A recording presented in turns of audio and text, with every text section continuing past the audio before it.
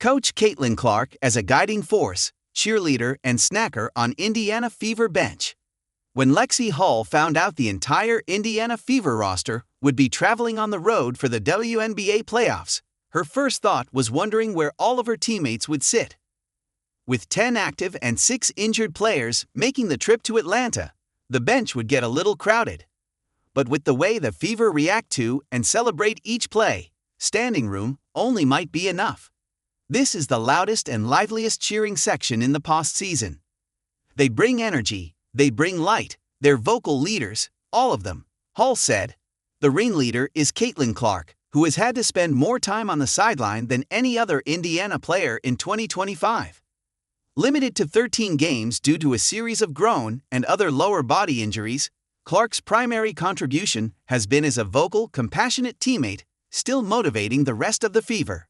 Being there for my teammates, being a voice for them, because that's what I am when I'm playing, so you gotta still be that consistent voice when you're sitting on the bench, Clark said earlier in the season.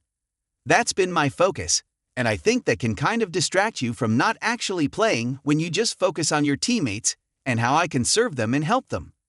The sophomore phenom has jokingly been referred to online as Coach Clark, and she certainly looked the part in a road game when she wore a white top and black leather pants, blending in seamlessly with the coaching staff's white quarter zips and black joggers. But she tries to function more as an intermediary. The players see the game differently on the sideline, sharing a perspective that players on the court might be missing. Along with Ari McDonald and Sydney Colson on the bench, there are 3 point guards who can talk to the team in huddles, share a few words of wisdom during dead balls or substitutions, or even yell during the action. Expect more of that Thursday night at the Atlanta Dream in a decisive Game 3, when the Fever will either be eliminated or move on to the semifinals. True to form, Clark is consistently imploring her teammates to be more aggressive hunting their own offense. A mic'd-up segment from the All-Star Game showed Clark bemoaning to the Liberty's Sabrina Ionescu that she would have been launching jumpers from half-court had she been healthy, and her attitude during games that actually matter is just as bold. Caitlin certainly has a great basketball IQ, Fever coach Stephanie White said. Her ability to communicate some of the things that she's seeing on the floor, offensively, defensive coverages, whatever it might be. Where some open opportunities are, encouraging her teammates to not pass up shots because I feel like sometimes we do. As animated as she can be on the court, Clark has arguably gone to another level on the bench.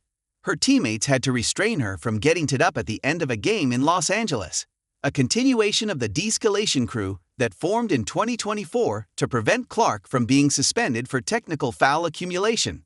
Clark went on the court and signaled a timeout for Minnesota after a big Fever run in a game against the Lynx. Opposing players regularly talk with Clark when they're close to the Indiana bench. She often signals her thoughts on the officiating, and no one enjoys gesturing a travel more.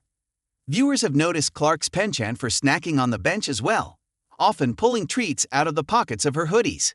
She eats anything and everything, said guard Sophie Cunningham, who joined Clark on the bench when she sustained her season-ending leg injury August 17. We all do, we're all a bunch of snackers.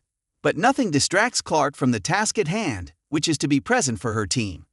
That means hyping them up through good times and bad, pouring confidence into them, and adding whatever insight she can from her perch. One of the toughest challenges of the 2025 season has been spending so much time away from their full team. Although Clark has traveled to almost every road game, her injured teammates have had to remain in Indiana for long stretches throughout their rehab. Their presence and absence is always felt. At the most critical time of the season, Clark tries to make her presence as big as possible. Having our injured players with us, everybody communicating together, continuing to hold one another accountable, White said. Having Clark engaged in those huddles and communicating what she sees has been really important.